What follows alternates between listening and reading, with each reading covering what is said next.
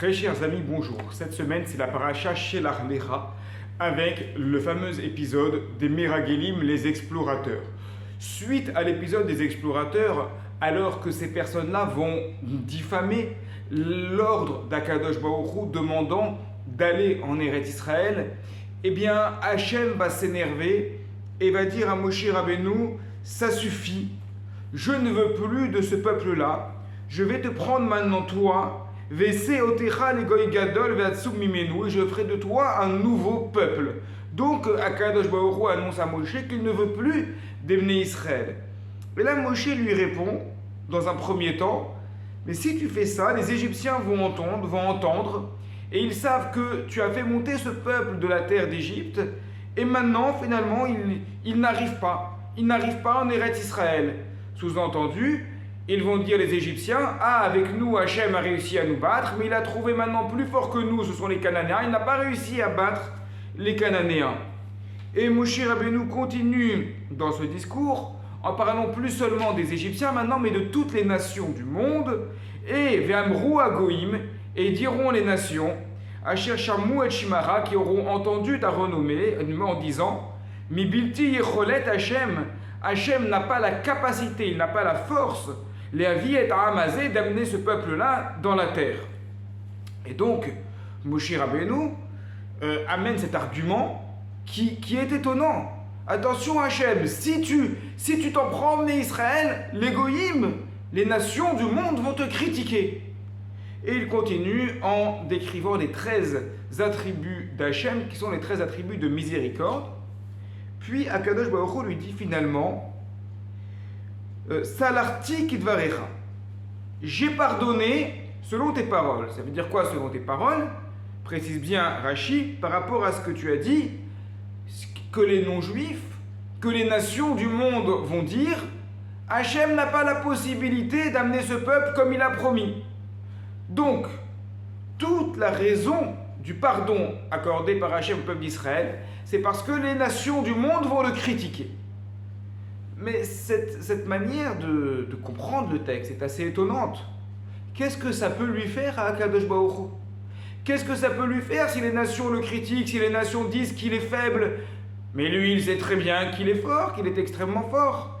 Si on est en train de marcher dans la rue et que quelqu'un nous dit, toi, je sais que tu es trop faible, tu es quelqu'un de faible.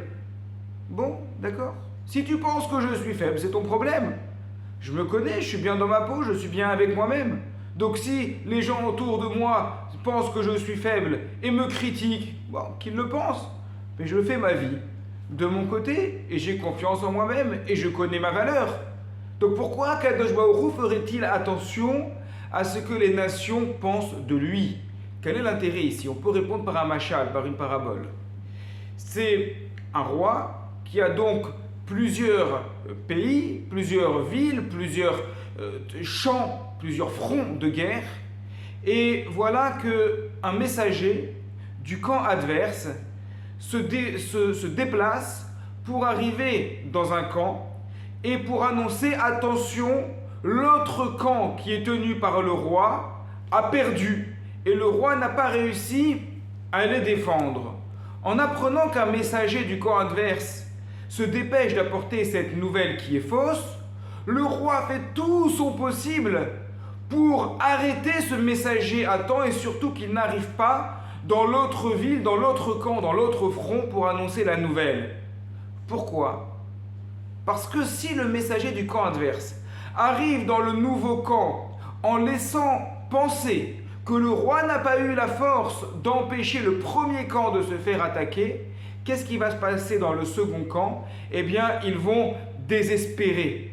Ils vont se dire comment? Déjà, dans le camp où il y avait le roi, ils n'ont pas réussi à se défendre, alors nous aussi, on doit baisser les armes, on abandonne. Eh bien, c'est la même idée ici.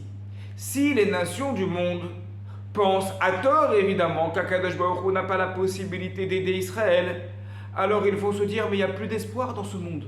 Même pour nous, les nations du monde, il n'y a plus d'espoir. Si déjà Hachem n'a pas réussi à aider Israël alors qu'il a promis de prendre Israël comme lumière pour montrer les voies de la Torah et de la connaissance de Dieu, alors à plus forte raison que nous, on n'a aucun espoir.